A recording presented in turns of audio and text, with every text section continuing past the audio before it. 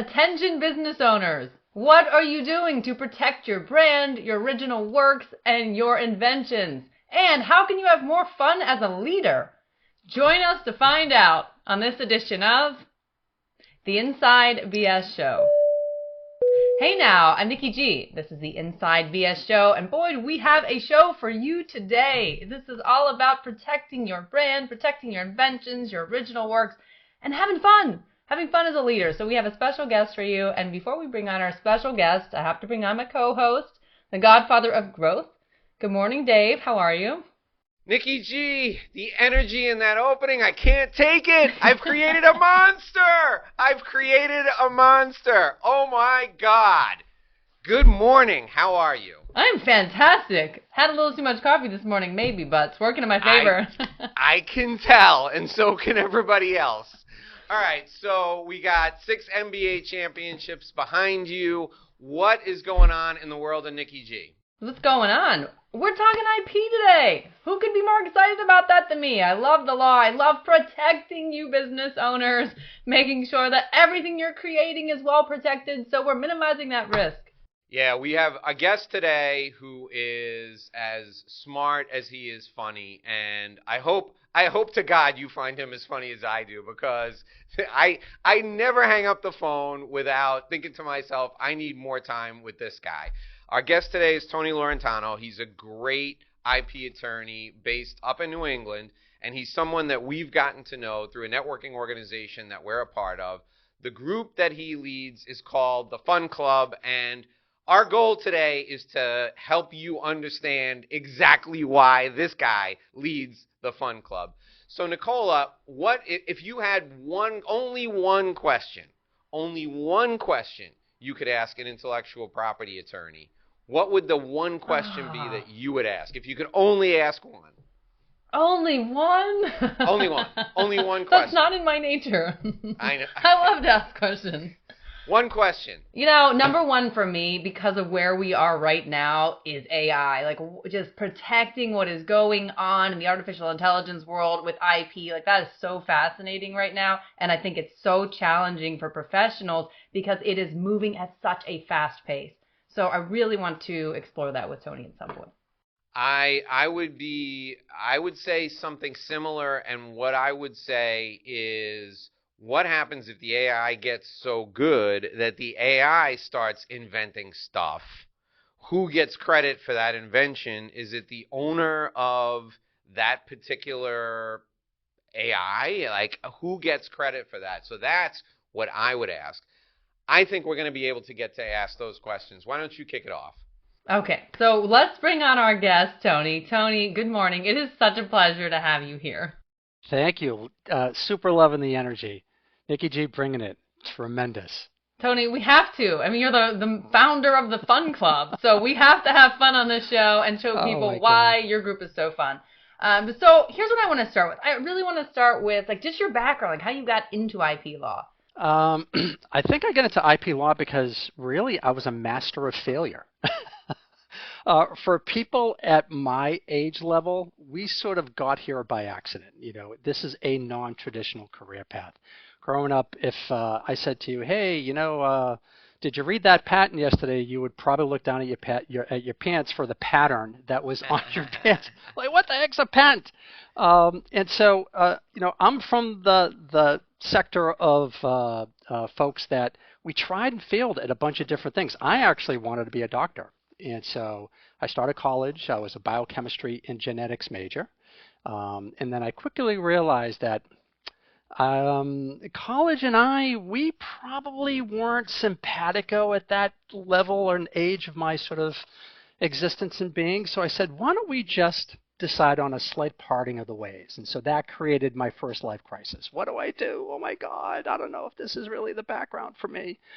And then, one of the few times in my life I actually did a halfway decent sort of self-analysis. I realized, well, I'm a STEM kid. I'm a STEM child. I should probably stick with STEM.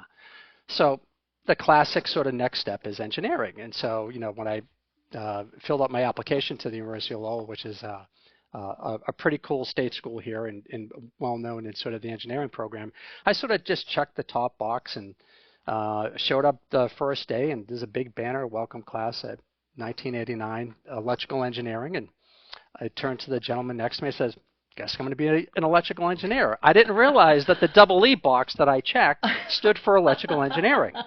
I just said, I'm going to be an engineer. Well, you got to sort of figure out what type of engineer you want to be. But I figured I'll take a couple of classes. If I don't like it, I'll switch. I have a pretty deep chemistry background. But it was just really cool. I really enjoyed it, and really enjoyed sort of the learning experience. And then I became a senior, and then I realized I don't have the passion for this, much like the folks that I am sort of studying with and hanging out with and talking to my professors. And just by weird happenstance, a good friend of mine was going for his master's in finance degree at a local college. I was over his house. We were sharing a beer, and there was a Fortune magazine on his coffee table, and open it up and start flicking through, and there was this 3-page article on this weird thing called intellectual property law, where you have a technical degree and you go to law school and you marry the two. Now, if we were having a conversation when I was in high school about my top 10 list of career choices, I think typewriter repairman would have been higher on the list than an attorney. It was not on my mind map. And so I could sort of experiment back then because schooling was so cheap. So I said, again, what do I have to lose? I'll apply. I get in. I'll go for a semester or two. And if I don't like it, I'll go to the next life crisis and kind of figure it out. And it was the perfect marriage. The law is sort of the broad concepts that you deconstruct. Nicole, you know this fundamentally, being as an attorney, it's like we love the sort of fact set. We love deconstructing the fact set. We love mapping it to the law. That's sort of the theorem, the equation. And then there's an output. That's what our conclusion is. And so it really sort of worked, law school, with the way that my brain was sort of set up. And then, God gave me a little bit of a break. I graduated law school in '92, which was the explosion for the high-tech sector. It was the transition to semiconductors, which was super cool. It was the run-up to the dot-com. It was a great time to sort of just enter the profession as, a young double E person working with high-tech companies. So, Tony, you get out and you go into intellectual property, and you're looking at the spectrum of intellectual property, and it always fascinates me that you choose, because you're an engineer, to go into patents, and you're focusing on patents, I would imagine, in the electrical engineering space. Do you remember what the first patent you worked on was? It was a medical device. Okay. Well, what did it do? What was it for? I don't think it was one of the first ones, but it was, back then a lot of the local institutions, we call them, the medical hospitals, teaching hospitals, we just call them institutions, were generating a lot of IP. Today, the institutions generate 99% of it is biotech oriented, but back in the day, this is really before the rise of biotech.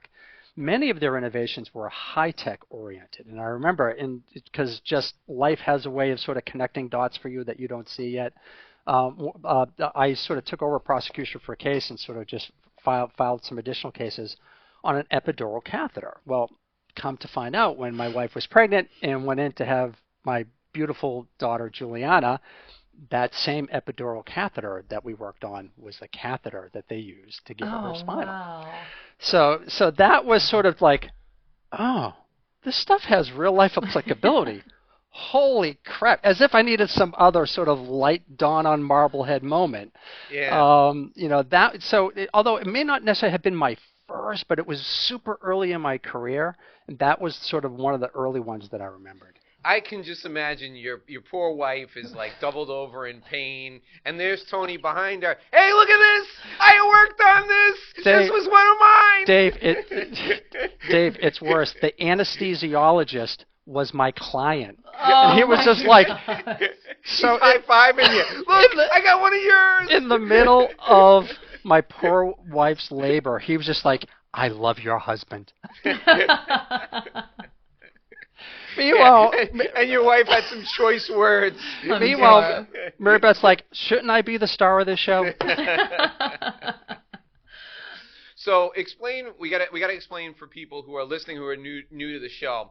When you explain briefly, very briefly, the patent process, and you call it prosecution. It's not like Law and Order prosecution. Just give people because people don't know. Give them the overview. Yeah, sure. So the patent process, believe it or not, it's an exercise. It's a back and forth with the United States government. The division of the government is the Department of Commerce. Under the Department of Commerce is their United States Patent and Trademark Office. So you're dealing with a governmental administrative agency. And so when we're working with clients to sort of identify an invention, is there something potentially patentable here? We will work with them to prepare what we call a patent application. Patent application really is sort of just the written description of what the invention is.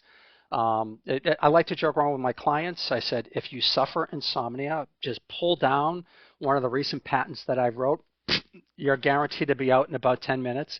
But anyways, once we file that with the government agency called the Patent and Trademark Office, we wait for the Patent Office to pick that application up, that case up for examination, which basically means that they've done sort of supposedly an exhaustive review of the case, compared it to the existing art, and then they're making a determination of patentability. It's like, hey, thumbs up, thumbs down, sort of the old Roman Colosseum type stuff, which is, hey, I think it's patentable, or no, it's not.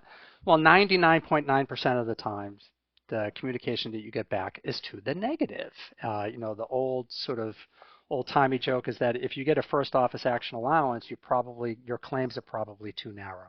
But anyways, that just starts the back and forth. So they issue a communication saying, hey, it's not patentable. We have an opportunity to respond and sort of adjust and tweak the case, saying that it is patentable. And that back and forth is what we call prosecution. And then hopefully at the end of the rainbow, they decide to grant us a patent on the technology.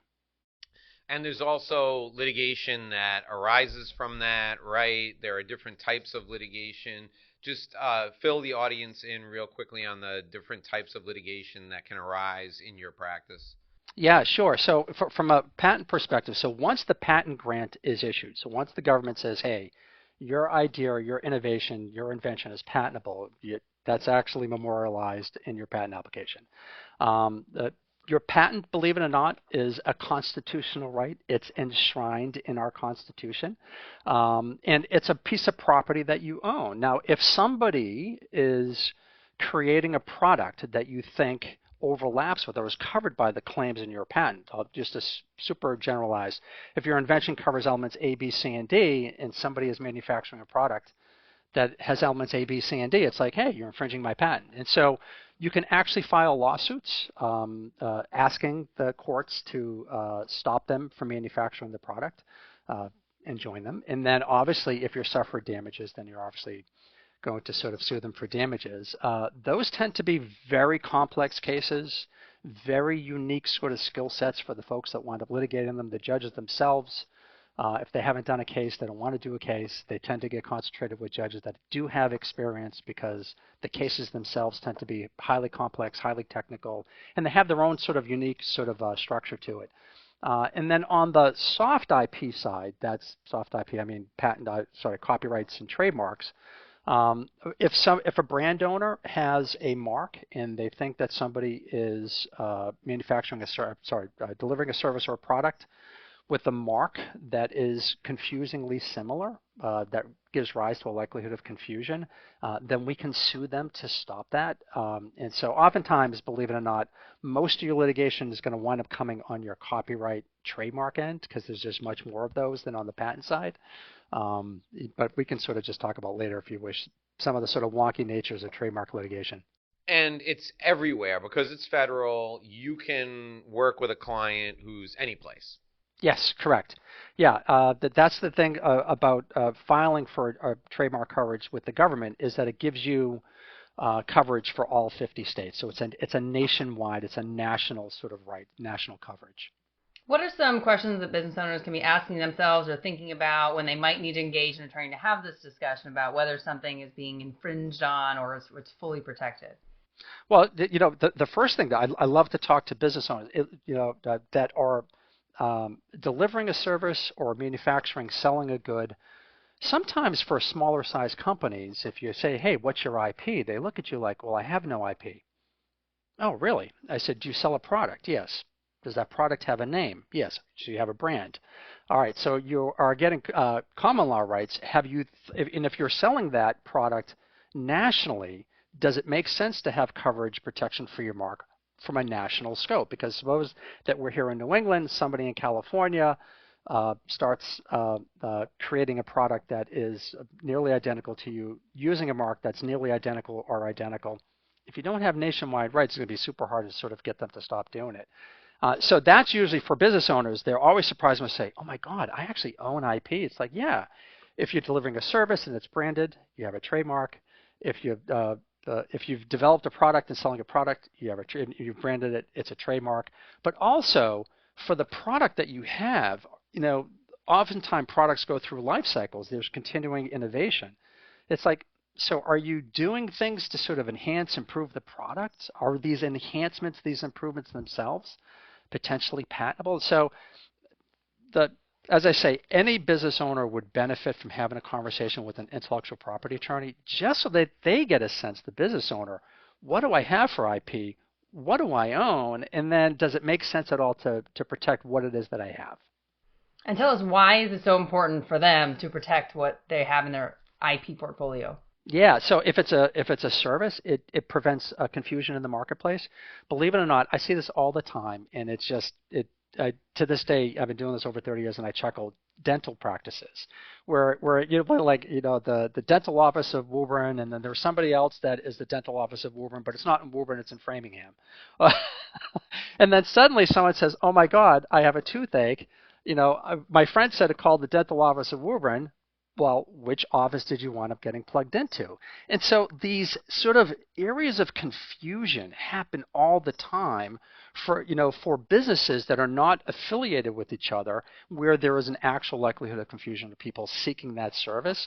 And so that gives rise to confusion to the consumer, which is one of the things that we need to avoid. But also, if you were actually the dental office in Woburn and you wanted that patient and not have that person go to Framingham, then you're actually losing business because you haven't taken the steps to protect your mark.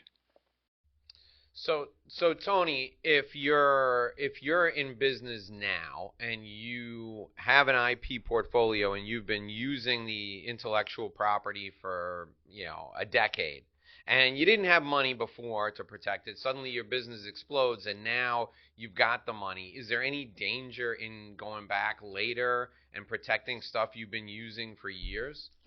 Number one, you can't, but that's okay. So there is a statutory bar that arises once there is what we call an enabling disclosure, which is that you publicly disclose what your invention is. To go back to sort of that earlier hyper-generalized example, my invention is A, B, C, and D. If we talk about or publish about the invention A, B, C, and D, or we sell a product that incorporates A, B, C, and D, that starts an imaginary 1-year clock ticking. We call it the 1-year grace period. So if 1 year passes and nobody has sort of done anything to protect that innovation is in essence dedicated to the public. But that's not to say that the company doesn't have the ability to continue to manufacture it. They do. Oftentimes they're branding it. They have first mover advantage. They're generating buzz in the marketplace. There's a lot of good stuff happening. But that's not the end of the story, because the technology has life cycles and innovation continues. And so if you have a product that's already out there, but you have some improvements that you are thinking of implementing, then's the perfect time to actually have the conversation with an intellectual property attorney to say, hey, are our improvements, in other words, my product was A, B, C, and D, but now we're going to add E to it. Well, is E itself potentially protectable, potentially patentable? And then we'll work with them, if it is, to sort of just try to protect that. And a lot of patents are on other people's inventions that you improve or modify, right? Mm-hmm. So if you take somebody else's invention and you make it better. So for example, if I invented the skateboard but it only had one wheel in the back, and then I come up with an idea, hey, let's put two wheels in the back and it works better, I can bring it to you before we go to market and we can do something with that. Exactly. Yeah, but believe it or not, disclosure is the quid pro quo to actually get a patent. The thing, not to get too wonky on the law, but the whole idea, the fundamental basis for our patent laws is that they want to encourage disclosure. Sort of, I stand upon the shoulder of giants type thing. And so if you disclose your invention, once you have a patent, the quid pro quo is like, hey, I'm going to give you a limited monopoly on that. But in return for that, you have to disclose it. So folks can decide, is this really the perfect solution? If not, how do I improve upon this? And, humans are curious beings, highly innovative, always looking to sort of tweak and to sort of modify and to improve. And so that's the fundamental basis for our sort of whole set of patent laws, which is we want you to disclose because we want the public to get access to it. Not that they can sort of just rip off your invention. They can't because it's protected by patent. But they're allowed to improve upon it, or you yourself, the patent owner, potentially improve upon it. But so yes. Can I ask both of you about, so when do you make the decision, okay, is this something that I'm going to patent and disclose, right, so that everybody sees it? Or is this better kept as a trade secret so that nobody knows about it? And like the 11 herbs and spices, I can keep them forever. And good old Colonel Sanders, he died. Nobody knew what they were, right? So like I'm thinking to myself, there are people out there that, and we see it all the time, that stalk biotech patent filings, or that stalk like Google to see, they comb through the patent filings that technology companies make to determine how to reverse engineer the algorithm, or what the next big thing is, or which stocks to bet on in the biotech space. So how do we determine whether we're going to keep it as a trade secret or patent it and disclose it so that everybody can see it? Tony, I'll let you take the patent angle, and I'd be happy to touch on the trade secret angle. All right, yeah. So if you think about intellectual property, the analogy that I use is, think of your kitchen table. Kitchen table has 4 legs. Each leg corresponds to a different type of intellectual property. So there's patents, that's one leg. There's trademarks, that's another leg. There's copyrights, and then there's trade secrets. And each cover something different. Patents cover the utilitarian function and feature of an invention. Trademarks are source or brand identifiers. It identifies the source or origin of goods. Copyrights protect the sort of expression of an underlying idea. And then trade secrets covers secrets. And so there's a tension between trade secrets and patents. Patents disclose. Trade secrets, no. We do not disclose. And so depending upon the technology, depending upon the sort of competitive edge, the ability to protect it, the lack of ability to sort of reconstruct or deconstruct the idea, maybe it's better off to be held as a trade secret than found a patent application. Nicole, I'll let you sort of walk away with the trade secret. Sure, yeah. So for me, it's something that is so unique that, were you to expose an aspect of that, that's going to basically give your competitive advantage to others. That's why we think of like Coca-Cola's formula. That's why we think of the sauce that goes into the Kentucky Fried Chicken batter. It's something that, if we did that, if we allowed that to be out into the public realm, then that's going to just destroy the competitive advantage that we had. So it's something that is so unique that it is best kept secret and protected in the right ways. There's certain steps you have to follow in order to gain that protection under the state and federal statutes that really deem something like so unique that it's worth protecting. Well, that's helpful. No, it's helpful for people who are listening, and now I suddenly want chicken. I'm very hungry for chicken. All right. Well, we don't have chicken, but we have more on Tony's IP knowledge. What I'd really like to move into, Tony, is, so first of all, from the folks who are listening to this can already tell you have extensive knowledge about patents. It's that engineering background. So I want to highlight a couple things and ask about them. We know you were named a patent star by Managing Intellectual Property magazine. So tell us about that, because that's a significant accolade. Oh, thank you.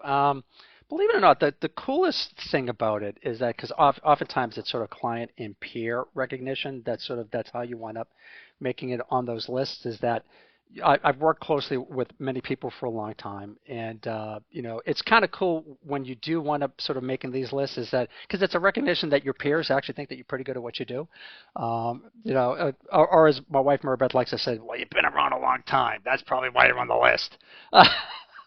I'm like, I think it's a little more than that. So from that perspective, it's actually pretty cool. It's sort of like a peer recognition. Your peers actually think that you're doing a pretty good job. Yeah, and then look, there's a lot of recognitions out there in the industry where you can kind of vote for each other. These are not, so I really want to emphasize the importance of this. When you receive recognitions by these magazines that you have, it truly recognizes your expertise in this industry because others have said yes. Like Tony knows what he's doing in the patent space. We'd recommend him to do this work. So Tony, you get business from a broad spectrum of types of clients. The copyright or trademark stuff you get can come from the marketing area in a company. The patent work you get is going to come from R&D, research and development, or it could come from the operations aspect. So you have to be able to speak to a lot of different people across a whole different scope of industries. How did you develop the skill set to speak business language to business people when every fiber of your being wants to nerd out every chance you get? Yes, fight the inner nerd. Believe it or not, by watching and listening. It's when I started off in this career, I came across a quote by Einstein. It was tremendous. It says, "I have no special talents. I am only passionately curious." And I remember thinking, God, I think that's me. I can't hit a home run at Fenway Park. I can't dunk a basketball in the NBA, but I love learning about technology. So you can geek out when you're dealing with the engineering side, the CTO side, but you have to be able to step back and talk business focus, business purpose if you're dealing with sort of C-suite executives. And believe it or not, early on in my career, I was really sort of lucky to sort of cut my teeth in an IP boutique, an IP specialty firm. And back then, when we did it, the IP specialty firms did it all. They did the patent prep and pros, they did the trademark prep and pros, and they did the litigation. This is before the GP firms got their hands on the IP litigation. So it was really all in-house. And so the training was, hey, we're going to train you on the patent side, we're going to train you on the trademark side, and then when you hit the middle stages, we're going to get you exposed to litigation, and then we're going to sort of figure out what your path is. Well, each of those sort of practice channels requires you to interface with somebody different. If it's on the litigation, and oftentimes, because these are big ticket items, you're dealing with the C-suite executive. So you sort of have to make the business case, understand sort of what's their motivation, understand what their pain points are, try to address their pain points. And is sort of the litigation going to solve the pain point, or is it a vehicle to a solution that's going to solve their pain point? So I was really lucky to sort of just be exposed to some really good attorneys early on that did a wonderful job interfacing with the clients. I worked with them firsthand. I listened. It's not always my strong suit. I listened. I learned. And then, I sort of try to replicate and then sort of over time morph it into sort of my style. While this is such a great segue into your role as a leader and networking, I have to ask the question about AI that we opened with because Dave and I will both be upset if we don't ask about it. So tell us, we can't wait to hear the answer to this. Like how does the law view, let's start with this, how does the law view the protection of something that is created by AI as it stands today? So not surprisingly, the courts have recently said that for inventors of technology, they have to be human. I barely qualify, but apparently that means that I am there. So the AI model itself cannot be listed as an inventor. The model is just an algorithm. It is just trained on data that you've trained it on, and it is processing the data that you provided via prompt. So the laws and the USPTO basically came out twice with some guidance. First was, hey, humans are inventors. And oh, by the way, AI-assisted inventions are okay. Because we understand that in order to get an output from a model, you have to give it instructions on what to do. And so there is human input, there is human ingenuity that sort of goes into it. The fine granularity of sort of the level and where that is, that's sort of to be determined, so to speak.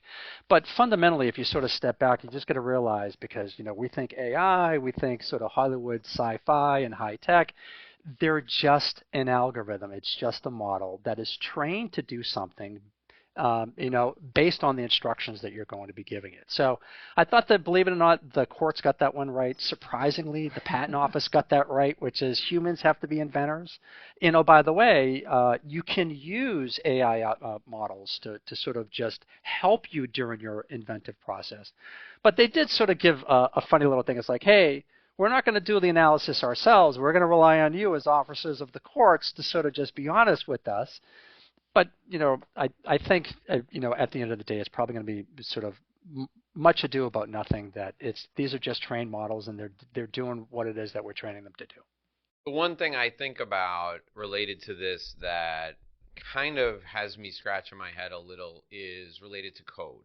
So if you've got an AI bot that takes code and fixes broken code, or makes an improvement to code with training, right? Enhances, augments the code so that it functions better, or does something that we didn't know we needed until it did it.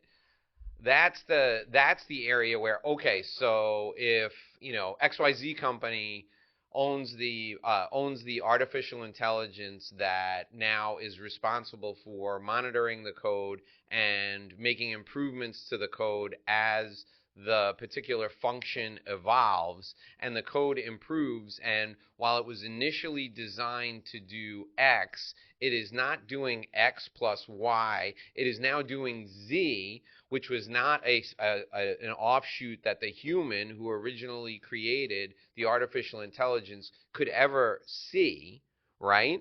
That, to me, is where it gets complicated, and we're not that far away from that point right now. So that's the thing that kind of has me, like, it's what everybody's afraid of, right? It's Hal from 2001: A Space Odyssey. I can't do that, Dave. Like, that's what everybody's afraid of, because Hal now is smarter than Dave. So that's, so it's, I'm kind of curious to see where that goes. And obviously, somebody who's not human can't own that, but we wouldn't have gotten to Z without the guy who started it. So I guess the guy has to own it. Yeah, I think that's what you were saying, Tony. The way that the USPTO office is currently viewing this is that there has to be some human input. So in your example, Dave, like, we would never have gotten there without some level of human input. So my question for you, Tony, is, like, do you think that as this gets so much better into the future, and we're not holding you to it, but, like, do you think that view may change? Like, where do you think that might go? No, because remember, these are just boxes, sort of a big black box. It's super bright. There's a lot of coolness in the black box, but the black box can only give you something if you tell it what to do. So it's the input that's with us. Now, that's not to say that you can't have models that are generating prompts that, to go to a model to do this, but even those models then are going to need an input. So without going too deep down the rabbit hole, I think that there's still the significant sort of human input into this thing. But we really are sort of tip of the spear in terms of its usability, in terms of its use case. It's going to be pervasive across many, many things that we do. And so it's going to be really sort of interesting to sort of see how this sort of evolves over time. But these models have been around a long time. This is the funny thing. People are just like, oh my God, AI was created 2 years ago. No, a lot of these models were created 35 years ago. The improvements have been made over 35 years, and that's where we are today. And oh, by the way, you had some companies that decided to sort of launch, like ChatGPT, OpenAI, some really cool, detailed, highly trained models, these large language models, working on massive data sets that people can sort of play with. But, we're like, hey, write me a poem, write me an email to my mother because I haven't said hello in a month. You know what I mean? It's just, but the use cases for these are sort of super cool, highly predictive. In other words, if I give you this sort of just fact set, what are the predictions of forecasts you're going to make based on this fact set? I mean, the use cases are just tremendous, but we're still a ways away from this. But these models seem to be sort of getting better leaps and bounds on shorter and shorter time periods than even I thought. But I'll probably be retired and not have to deal with these questions. Until then, no, I'm kidding. We appreciate you answering that. Like, it's just so fascinating for all of us. It's great to have an expert to ask some of those questions too. So we've definitely delved into the technical aspect of this, and now we ought to have some fun. We want to talk about your leadership. So if you don't mind, let's move into talking about your leadership with Boston 4. Tell us what the Fun Club is, Tony. Oh my God. So for the folks that know what Provisors is, it's a networking group for senior level trusted advisors. The organization Provisors is a concatenation of groups. The groups are a concatenation of members. And so you need a leader. You need someone to organize the chaos for each particular group. And so I lead Boss 4. Fun Club sort of arose, Dave, this is probably before your time, but back in the day when they were trying to figure out group leaders, it was like a Senate confirmation hearing. It's like I tell people it's like picking a pope. You look for smoke, right? Only instead of smoke coming out of a chimney, it's like the regional director's oh ears. My God. Yeah. It was like, it's like nowadays, it's like, yeah, I think that'd be good. Yeah, all right, I'm going to have you lead it. Back then, it was like 4-level sort of interviews. But the thing, though, that I appreciated about the Senate confirmation process was that it forced me to think what the heck I wanted to do for the group. And I'm a little wacky. I can be a little zany. And I kept saying I needed to be fun because I had been to a number of group meetings, and they're fine, right? I'm a full-throated supporter of Provisors. I believe in its mission. I think it's great for folks. But if you want to sort of keep people actively engaged for the entirety of the hour and a half that you have them sort of captive, I think you need an element of fun. And so we were sort of trying to sort of figure out what our sort of angle was, how we deliver it. And, sort of necessity is the mother of invention. Then the pandemic hit, and we were sort of forced to go online. And so we quickly realized that if we took a live meeting format and did that online, and Dave, you know this because you do an online meeting, you were going to lose the audience within what, 3 minutes, 5 minutes? Almost instantaneously. Yeah, for sure. And so I decided, how do I sort of bring fun in a virtual environment from a live environment? So we went theme-based. And so when we went back live, we sort of carried over the theme. And Dave, you've been to our meetings. We sort of take our themes pretty seriously. Like, for example, next month it's Dead Icon, Dead Legend. So come dressed as your favorite dead icon. Dave's threatening to come dressed as Elvis, but Oh, you're killing it, man! You're killing it. I was gonna and I'm gonna do a costume change midway through. I'm gonna go from young Elvis to fat Elvis with the tassels halfway through the meeting. Yeah, I'm gonna transform right in front of everyone. Oh my God! And so the reason why we decided to do that is that it's a common theme. Not everybody needs to sort of get involved with it, but at least sort of creates a sort of, I think, a next level connectivity for the folks, and I think it creates fun. And I think that when people are engaged, when they're present, it's easier if they're sort of enjoying themselves, if they have an enjoyable experience. And I think that benefits everybody in the room. I think commerce increases, people are more engaged, people are more likely to sort of, the whole give to get mantra. And so, from that, I wasn't the one that coined it. I think it was our regional director, Shep Becker, had sort of coined us the Fun Club. And as he likes to describe us, he's like, they're a little different because they're not quite right in the head. Now, Dave, you've attended one of Tony's meetings, so I want you to tell us, because I really want to emphasize, it's not just, okay, let's get together, we'll laugh, we'll have fun. His meetings are over the top. So, Dave, tell us about your favorite Fun Club meeting that you attended. So, I've attended 2 meetings, and I had the same experience both times. I laughed until my sides hurt, and then I also cried like a little baby. And I'm not joking.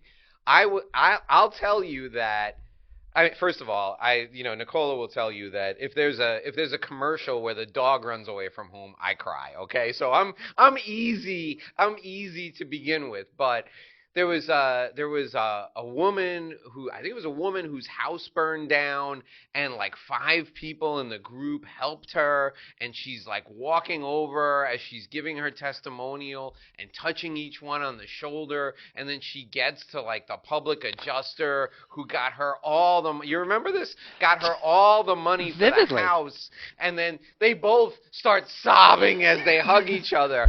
And I'm sitting across from them, like tears streaming down my face, and I'm a guest, and I'm dressed in some sort of costume because it was a theme meeting, and I'm crying like a baby after I had just laughed until my sides hurt. So like it's like the room is packed with people. There's a theme, so half of the room goes all out and they dress really, really crazy.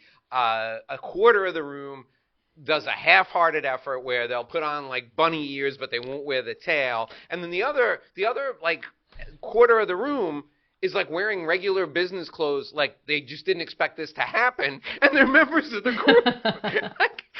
and that's the thing that's the most fun, is like those people are they're having the time of their lives during a 2-hour networking meeting in the offices of a law firm. So the first meeting I went to, I remember I didn't want to wear the thing that I had to wear like on the streets of Boston. Like bad enough I'm already from New York. I feel like everybody can see me and they want to beat me anyway. So I didn't want to wear the thing I had to wear. So I'm in the hallway like getting dressed, and the woman who's at the reception desk is just like, not again, not another one. Like she's looking to make sure clients aren't getting off the elevator as I'm like in my underwear, stepping into my pants. Like the second time I went, I'm like, screw it. I'm just going to get dressed I'm going to get dressed and get in the cab and go over there. And I walk in like Obi-Wan, and I push the button in the elevator, and there's people in the lobby. They're just like it's like once a month. They just expect the freak show to come to town. Dave, I'll tell you a funny story. So one of the themes, it was, sort of lower level for us. It was in honor of National Donut Day in, Boston, New England. It's Dunkin' Donuts. And this was not long after the last Super Bowl where Ben Affleck did the Dunk Kings commercial. So I found the Dunk Kings suits online, and so got them for a bunch of folks. And we wore them, and we had a grand old time. And then after our meeting, we actually go across the street to a nice little facility called the White Bull Tavern for what we call Fun Club Extended Hours. It's to sort of continue the networking and the fun. Well, we're walking across the street, me and another member, Jonathan White, and this is right by Faneuil Hall, which is a major tourist center for Boston. And the tourists are snapping photos. A woman comes over, thinks I'm Ben Affleck. And so I'm looking at her, and I'm like, you understand that he's taller, better looking, has hair, and is a lot richer than me, right?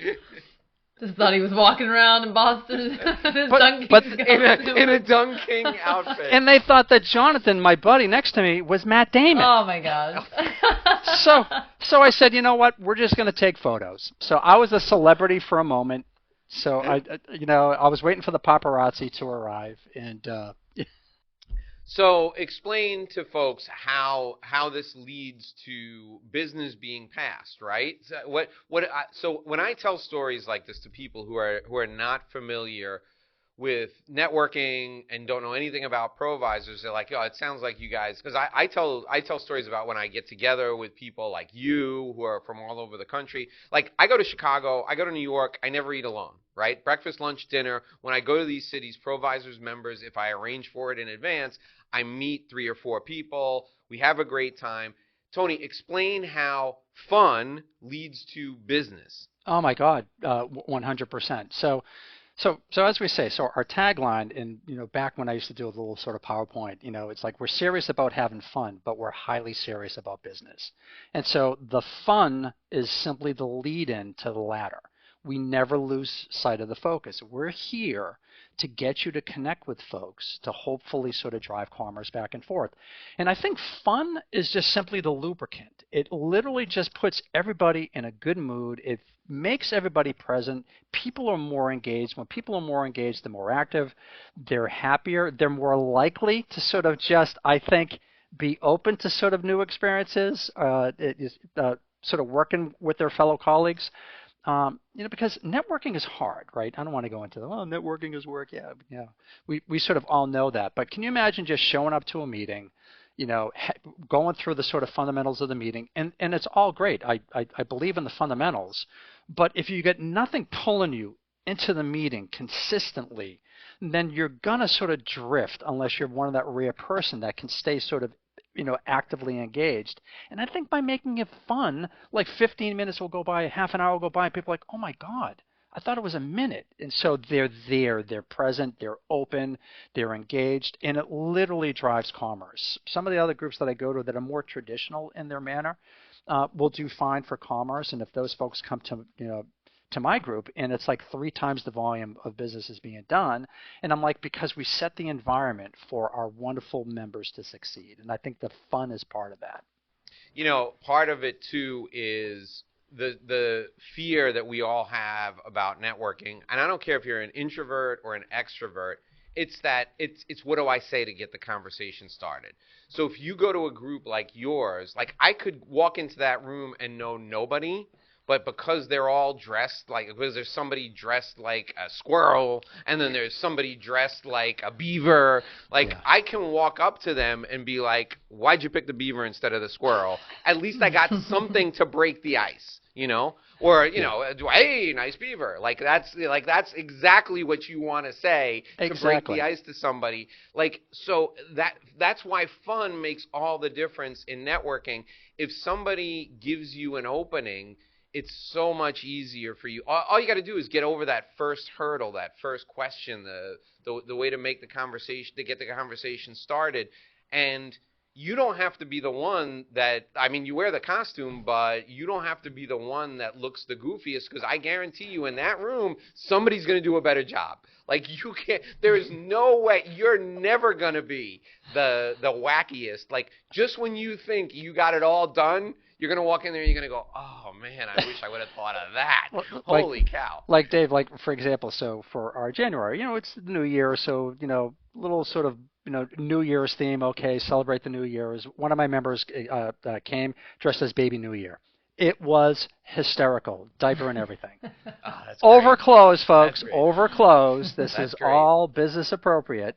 But it's just you're totally right. It's something. It creates a conversation point for folks, and plus, one of the additional things that we sort of realize is that my members, the fun clubbers, when they go to other groups and they talk, oh, I remember the fun club, they know that we're a theme based, so that creates oh my God, so what was your theme last month? So it creates openings for them in other groups because of the sort of a little bit of the wacky and the zany that we do in our groups, and that carries over, spills over to some of those other groups. And so at least my group members find that helpful. Yeah, I think it's really about that point of connection. You give them a way to connect that everyone can relate to. And whether it's fun or for us, the giving group and we're focused on philanthropy and charitable engagements, it's a way for people to connect.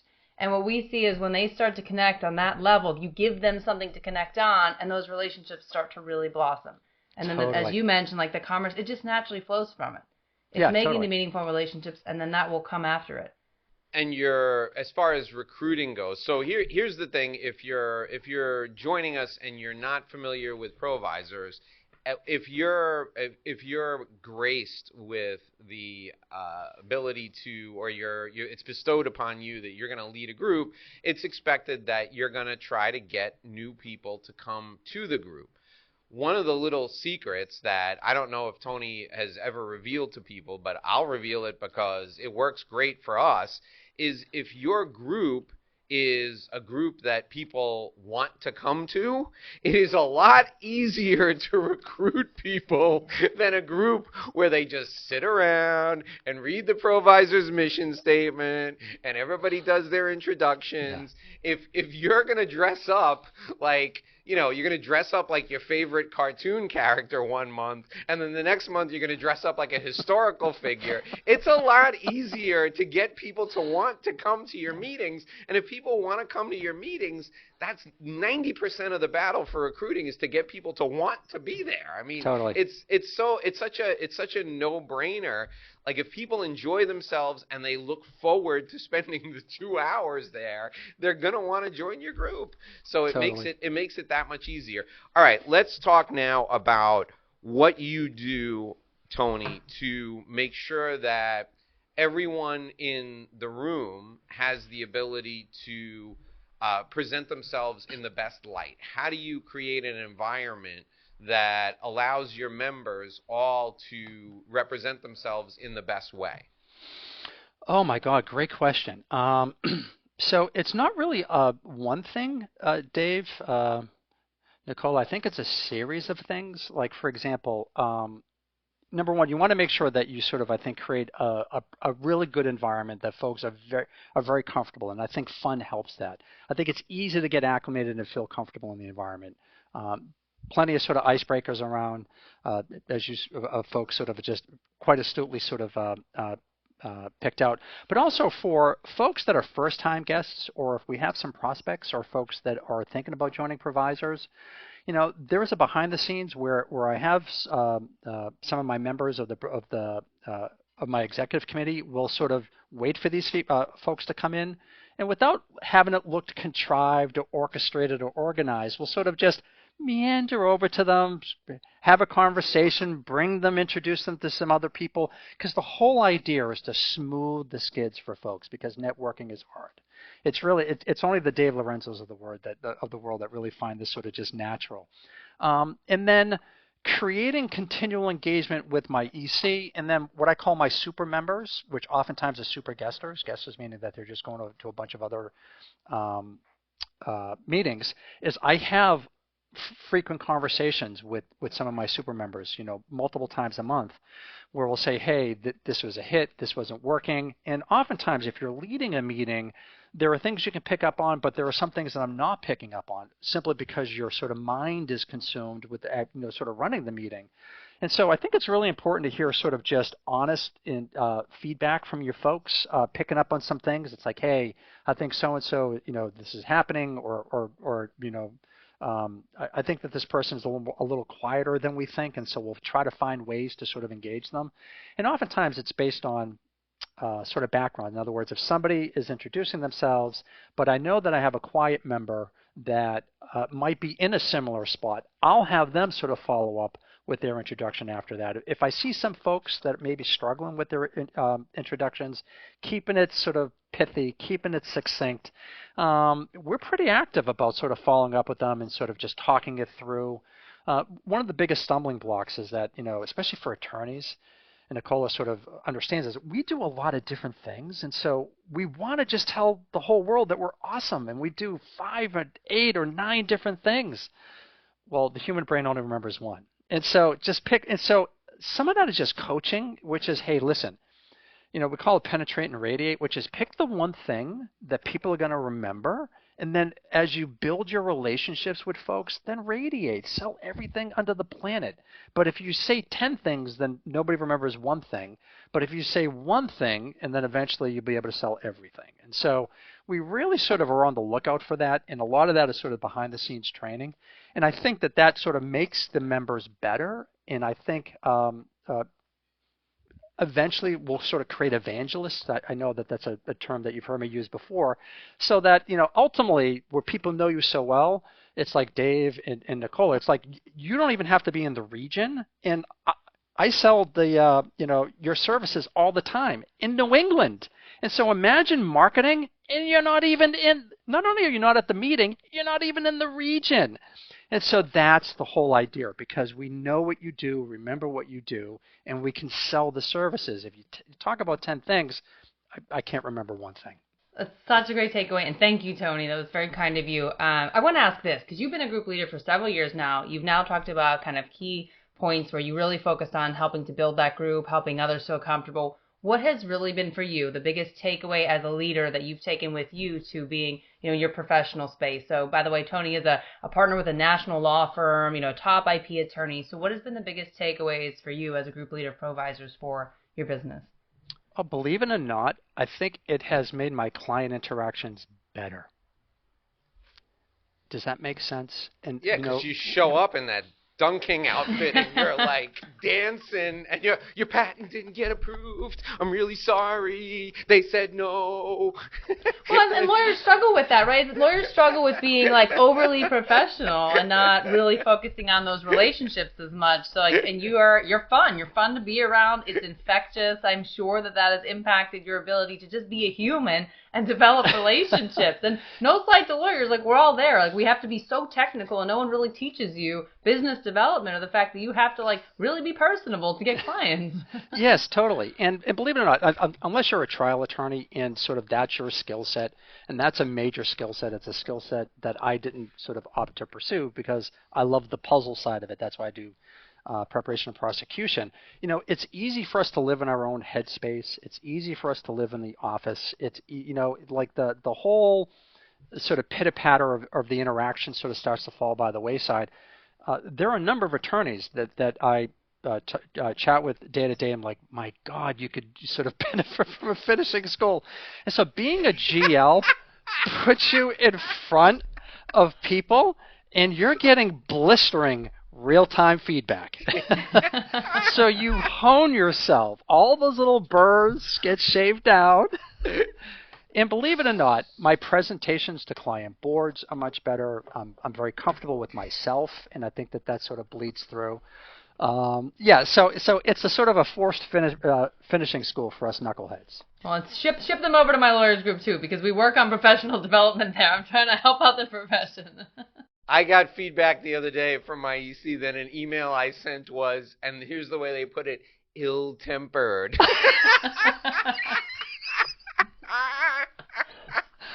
Oh, I love it. I'm like, that was God. my intention. Hold on.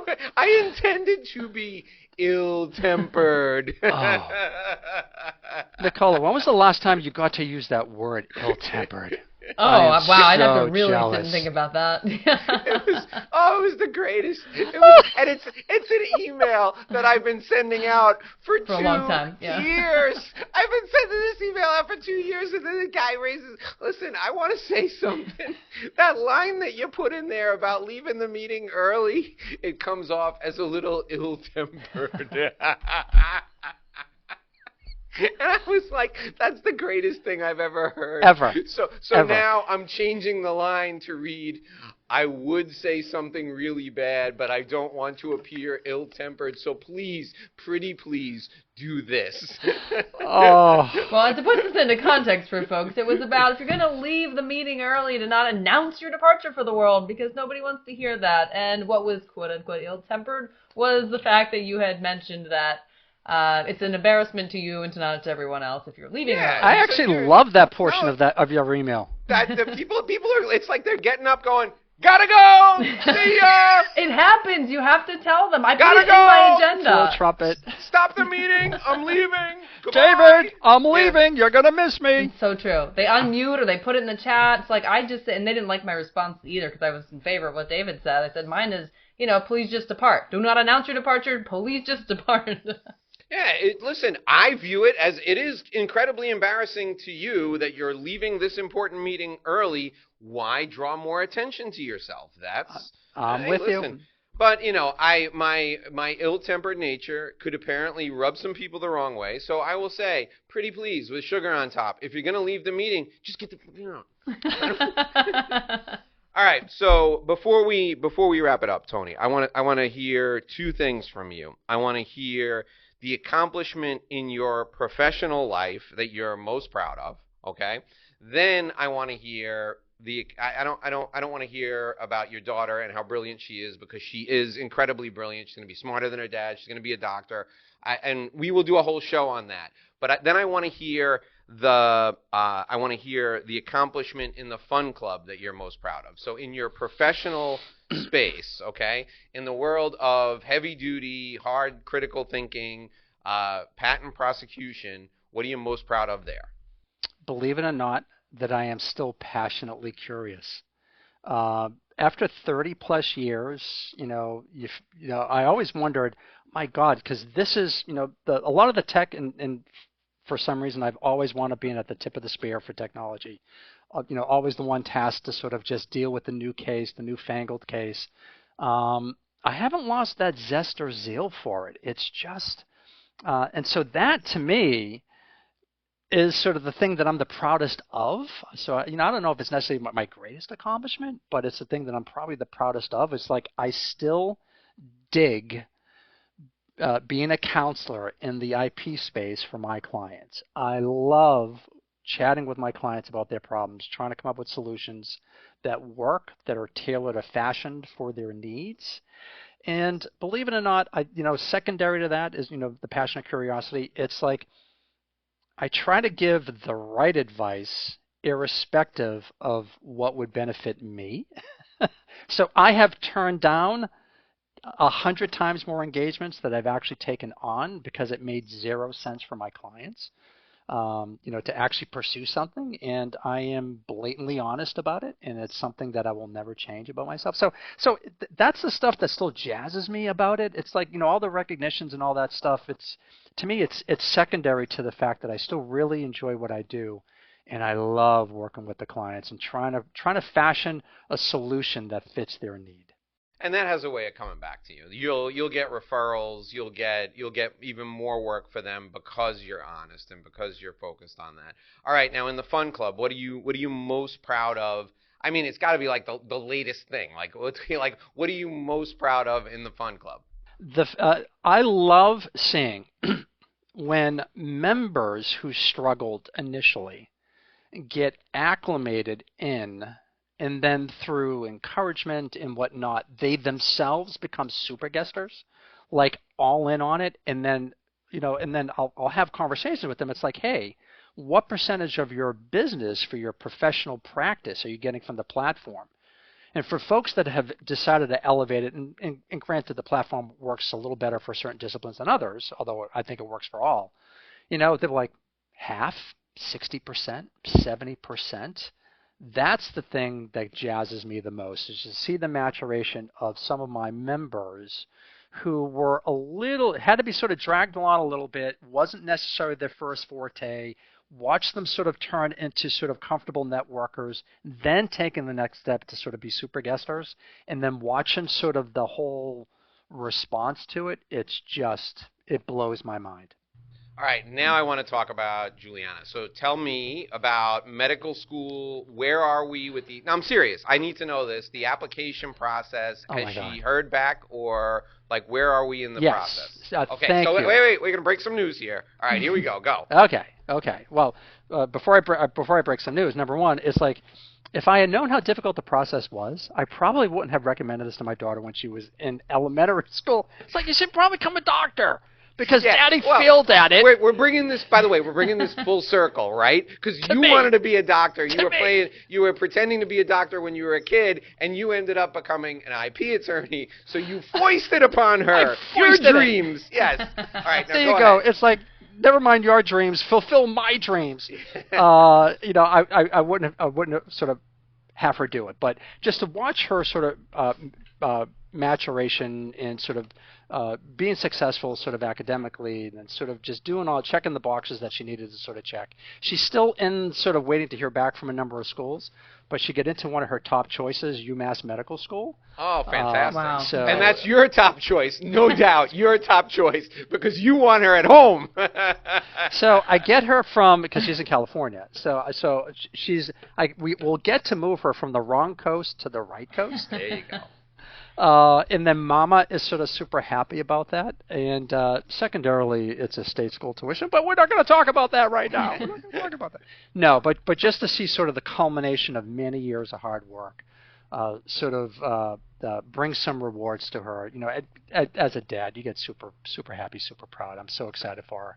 Oh, congratulations! That's so exciting. I feel like I know her, because every time I call you, your picture with her pops up on my phone, and I'm like, and the worst part is, these two people, like, one better looking than the other, they pop up, and I'm like, and they're at a Patriots game, and I'm like, oh my God, I can't believe I got to freaking look at this again. All right, Nicola, what's your last question for Tony? Tony, if you could give one parting thought to the business owners listening to this about thinking about protecting their intellectual property, what would you tell them? have a conversation with an IP attorney. Everybody has IP, but not everything needs to be protected.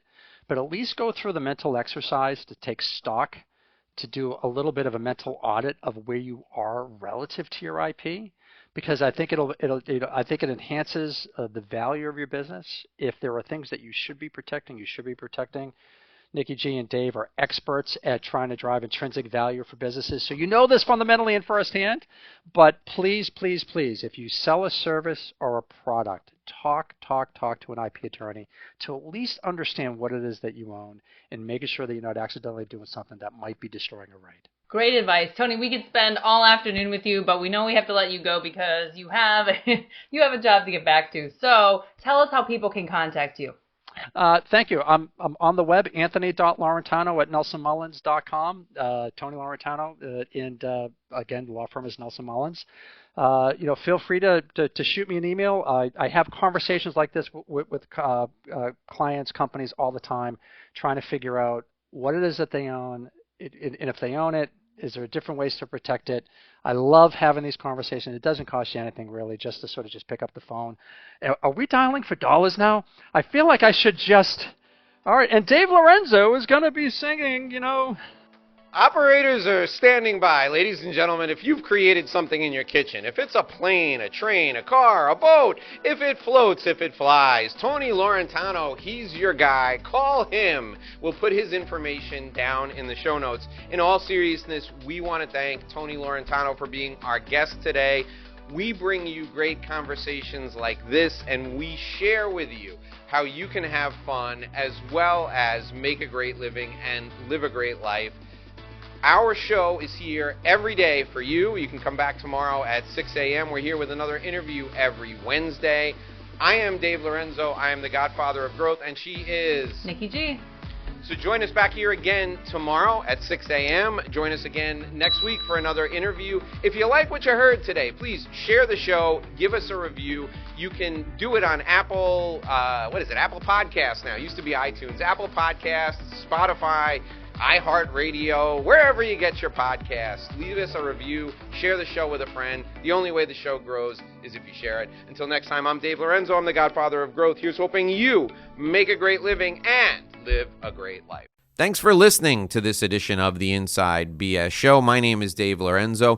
If you'd like to apply to be a part of our community, please join us by completing your application directly with me on the phone. You can call me at 786-436-1986, 786-436-1986.